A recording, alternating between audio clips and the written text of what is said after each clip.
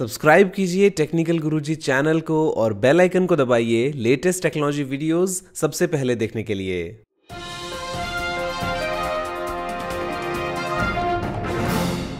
नमस्कार दोस्तों, मैं गौरव आपका बहुत बहुत स्वागत करता हूं टेक टॉक्स के फ्रेश एपिसोड में और लेके आया हूं आपके लिए बहुत ही कमाल की टेक न्यूज। तो चलिए शुरू करते हैं।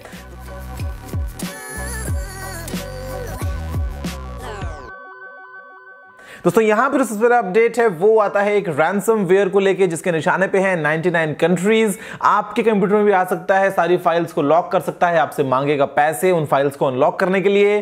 तो यहां पे बेसिकली अगर आप नहीं जानते हैं रैंसमवेयर के बारे में, तो मैं एक वीडियो पहले ही बना चुका हूं, जाके उसको देख लीजिए। बचे रहिए टेढ़ी-मेढ़ी वेबसाइट्स पे जाके, टेढ़ी-मेढ़ी ईमेल अटैचमेंट्स को ओपन मत कीजिए, वरना आपके कंप्यूटर में एक बार अगर आ गया तो आपका जो डेटा है वो आपको शायद गंवाना पड़े। तो ऐसे में बैकअप जो है वो तैयार रखो और मेरी वीडियो अगर देख लो, समझ जाओ कि रैंसमवेयर क्या होता है।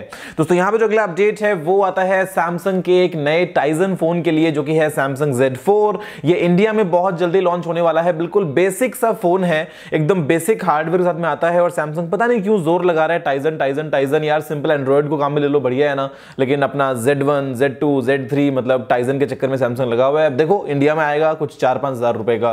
दोस्तों यहां पे जो अगला अपडेट है वो आता है माइक्रोसॉफ्ट के एक ऑफिशियल की तरफ से, जो ये कहते हैं कि आर्टिफिशियल इंटेलिजेंस के डेवलप होने के बाद में जो गवर्नेंस है वो काफी इंप्रूव हो जाएगी। क्योंकि जो गवर्नमेंट है उनको दोस्तों काफी अच्छे से मालूम रहेगा कि जो डेटा है वो क्या है, उसका मतलब क्या है, कैसे उसको एनालाइज किया जाए। और एआई के डेवलप होने के बाद में शायद जो एक्शंस हैं वो थोड़े से बेहतर होंगे। दोस्तों यहां जो अगला अपडेट है वो आता है इंटेल और सैमसंग और क्वालकॉम की तरफ से। बेसिकली इंटेल और सैमसंग ने अपनी टीम जो है वो बना ली है और यहां पे एफटीसी के फेवर में अपना वोट कर दिया है। क्वालकॉम अभी थोड़ी बहुत मुसीबत में चल ही रहा है, एप्पल ने भी उसको सू किया हुआ है पहले से, और यहां पे कुछ पेटेंट्स वगैरह के इशू हैं। क्वालकॉम जो अपनी मोनोपोली दिखाता है, तो यहां पे भी सीन ये है कि सैमसंग हालांकि क्वालकॉम का एक बहुत ही बड़ा कस्टमर है, लेकिन ऐसे में देखा जाए तो राइवल भी है, बिकॉज एक्सिनोस जो है वो सैमसंग डेवलप करता है, साथ में जो इंटेल है वो तो डेफिनेटली राइवल है। तो ऐसे में दोस्त दोस्त दुश्मन दुश्मन सारा हो गया है यहाँ पे हिसाब किताब। क्वालकॉम मुसीबत में है, देखो आगे चले क्या इसका अपडेट निकल के आता है। तो यहाँ पे जो अगला अपडेट है वो आता है नासा की तरफ से, और नासा ये प्लान करता है कि एक साल का मिशन होगा साल 2027 में, जहां पे मार्स पे नहीं जाएंगे, उससे पहले मून तक दोस्तों जाके आने का एक मिशन होगा जो चलेगा करीब 1 साल तक। उसके बाद में अगला कदम होगा कि करीब साल 2030 तक इंसान पहुंच जाए मार्स पे। अच्छी बात है, देखते हैं पहले आप जाते हैं या पहले मैं, या क्या पता कोई तीसरा ही बाजी मार लेगा। दोस्तों यहाँ पे जो अगला अपडेट है वो निकल के आता है एक ऐसी बैटरी टेक्नोलॉजी को लेके। बेसिकली मैं कहूं तो बैटरी नहीं, एक ऐसी टेक्नोलॉजी को लेके जो आगे चल के दोस्तों जो मेडिकल इंप्लांट्स हैं वहां पे काम में आ जाएगी। जिसके बाद में होगा ये कि मेडिकल इंप्लांट्स, चाहे फिर वो एक बेसिक पेसमेकर हो या उसके अलावा दोस्तों कोई और एक हाईटेक डिवाइस हो, उसको किसी तरह की एक्सटर्नल बैटरी की जरूरत नहीं पड़ेगी। वो अपनी ह्यूमन बॉडी के जो फ्लूइड्स होते हैं उन्हीं से ही एनर्जी लेगा और उन्हीं के थ्रू ही काम करेगा। तो ये एक अच्छी चीज है, जिससे आगे चल के बैटरी, एक तो फटने का सबसे बड़ा डर, दूसरी बात बैटरी को चेंज करने का डर वो नहीं रहेगा, जो डिवाइस है वो अपने आप ही काम करेंगे। तो जो अगला अपडेट है वो आता है गूगल के प्रोजेक्ट ट्रेबल को लेके, और ये बेसिकली एक ऐसा सिस्टम है आता है जो गूगल की तरफ से एक ऐसी अप्रोच जो शायद गूगल आगे चल के काम में लेगा, जिसके बाद में जो आपको एंड्रॉइड अपडेट्स हैं उनकी प्रॉब्लम थोड़ी सी कम होगी।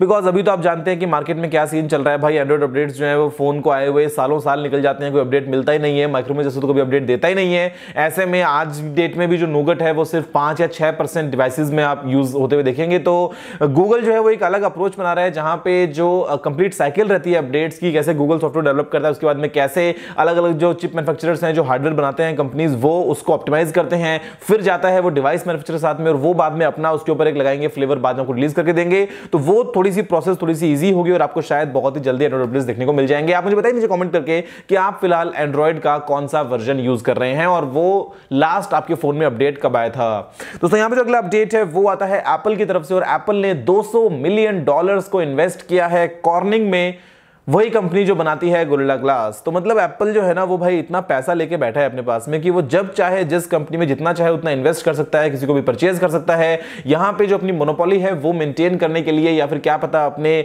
आगे चल के कुछ डिवाइसेस में काम में लेना होगा एप्पल को अगर गोरिल्ला ग्लास, तो उसके लिए एप्पल ने डायरेक्टली इन्वेस्टमेंट ही कर दिया है। अब देखते हैं कि आपको आईफोन में कब देखने को मिलता है कोई भी गोरिल्ला ग्लास के आने वाला प्रोडक्ट। तो जो अगला अपडेट है वो आता है मोटोरोला के मोटो X 2017 के लिए। इसकी प्रेजेंटेशन कुछ स्लाइड्स जो है वो लीक होकर आ गई हैं, जहां पे ये मालूम चलता है कि आपको इस फोन में मिलेगा ड्यूअल कैमरा, सेल्फी के लिए नहीं, पीछे की तरफ मिलेगा आपको dual camera, dual tone LED flash, और उसके अलावा जो बैटरी है वो है 3800 mAh की। और यहां पे आपको क्वालकॉम का लेटेस्ट स्नैपड्रैगन 660 प्रोसेसर देखने को मिल सकता है। तो ये है अपडेट्स मोटो एक्स 2017 वर्जन के लिए। और स्नैपड्रैगन 660 की बात तो छोड़ ही दो, बिकॉज यहां पे दोस्तों अगला अपडेट है वो आता है मीडियाटेक की तरफ से। और मीडियाटेक जो है वो डेवलप कर रहा है Helio P23, और जो पोटेंशियल कस्टमर्स हैं वो सोचता है मीडियाटेक की हम बेचेंगे ओप्पो को, हम बेचेंगे वीवो को, हम बेचेंगे जियोनी को। तो उसमें मजाक नहीं है, ये एक फैक्ट है। यहां पे मीडियाटेक जो है वो इन्हीं को देखता है अपने पोटेंशियल कस्टमर्स की तरह, और यहां पे डेवलप कर रहा है Helio P23 की वो बेच देगा इन सभी को, और बाद में हम लेंगे सेल्फी के चक्कर में वो वाले फोन्स। दोस्तों यहां पे जो अगला अपडेट है वो आता है ट्रैवलमेट नाम के एक ऐसे सूटकेस के बारे में जो बेसिकली एक स्मार्ट सूटकेस है। हालांकि न्यूज आज की नहीं है, न्यूज बहुत ही पुरानी है, लेकिन यहां पे ये क्या करेगा, आप अगर इस सूटकेस में अपना सामान रखते हैं, आप उसके बाद में जा रहे हैं कहीं पे एयरपोर्ट वगैरह पे,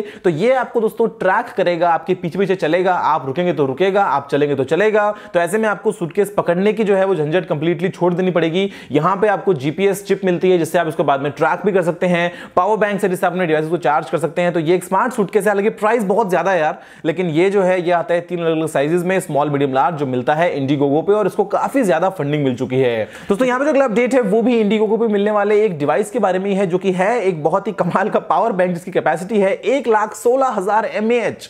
ये दोस्तों 500 वॉट्स तक की पावर को आउटपुट में दे सकता है, और इसके बाद में आप मतलब इससे जो चाहे वो चला लीजिए। टीवी चलाना है टीवी चलाइए, लैपटॉप को रिचार्ज करना लैपटॉप को रिचार्ज कीजिए, रेफ्रिजरेटर को चला सकते हैं आप इसमें। और यहां पे ये चार्ज होता है सिर्फ 6 घंटे में आपके बेसिक इलेक्ट्रिकल आउटलेट से। अगर आप चार्ज करेंगे सोलर पैनल से तो ये चार्ज हो जाएगा करीब 10 से 15 घंटे में, और मतलब 1,16,000 mAh। दोस्तों ये दिखने में काफी कुछ सेम लगता है जो एंकर की तरफ से आता है, एंकर का पावर हाउस, और इसकी प्राइस है वो है $500, करीब 35,000-30,000 रुपए के आसपास का एक पावर बैंक। क्या बात है। दोस्तों यहां पे जो अगला अपडेट है वो आता है एप्पल वॉच के लिए, और बेसिकली एप्पल वॉच एआई की मदद से अगर उनको ठीक से इंटीग्रेट किया जाए तो हार्ट अटैक्स को पहले ही प्रिडिक्ट कर सकती है। क्योंकि यहां पे दोस्तों वो अगर जो हार्ट रेट्स को ठीक से मॉनिटर करे, उसमें क्या एब्नॉर्मलिटीज उनको अगर वो एनालाइज करे ठीक से, तो पहले ही बता सकती है कि हाँ कुछ तो ठीक नहीं चल रहा है और शायद हार्ट अटैक होने वाला है। तो ये शायद एप्पल वॉच के आने वाले जो वर्जन में आपको एप्पल की तरफ से एक फीचर ये भी मिल जाएगा। फिलहाल की जिसकी एक्यूरेसी दोस्तों इस सिस्टम की वो है करीब 97%, जो कि बहुत ही ज्यादा है। ऐसे में एक घड़ी आप बांधें जो आपकी सेहत का पूरा ख्याल रखे, इससे अच्छा और क्या हो सकता है। दोस्तों यहां पे जो अगला अपडेट है वो आता है इंडिया के लिए एक बहुत ही प्राउड मोमेंट की फॉर्म में, जहां पे इंडिया दोस्तों दुनिया का 8वां ऐसा कंट्री बन गया है जिसने अपना खुद का एक क्रायोजेनिक डिवाइस डेवलप किया है, जो बेसिकली 2 मिली केल्विन तक लेके जा सकता है टेम्परेचर्स को, यानी कि -273.148 डिग्री सेंटीग्रेड। यहां पे दोस्तों इसकी मदद से तरह तरह की रिसर्च की जाती है। मैं आपसे अगर बात करता हूं क्वांटम कंप्यूटिंग की, अगर मैं आपसे बात करता हूं मान लीजिए सुपर कंडक्शन की, तो ये इतने टेम्परेचर हमको डेफिनेटली कई बार चाहिए होते हैं लैब्स में। फिलहाल दोस्तों जो इंडिया है वो ये जो डिवाइस जिसको हम कहते हैं डाइल्यूशन रेफ्रिजरेटर, वो ऑर्डर करता था जर्मनी वगैरह से, जिसकी कॉस्ट थी करीब 2.5 करोड़ रुपए। लेकिन ये जो डिवाइस है वो कंट्री में बना जा सकता है करीब 1.2 करोड़ की प्राइस में। तो काफी कमाल की चीज है। उम्मीद यही करते हैं कि आगे चल के रिसर्च और ज्यादा अच्छी साबित होगी।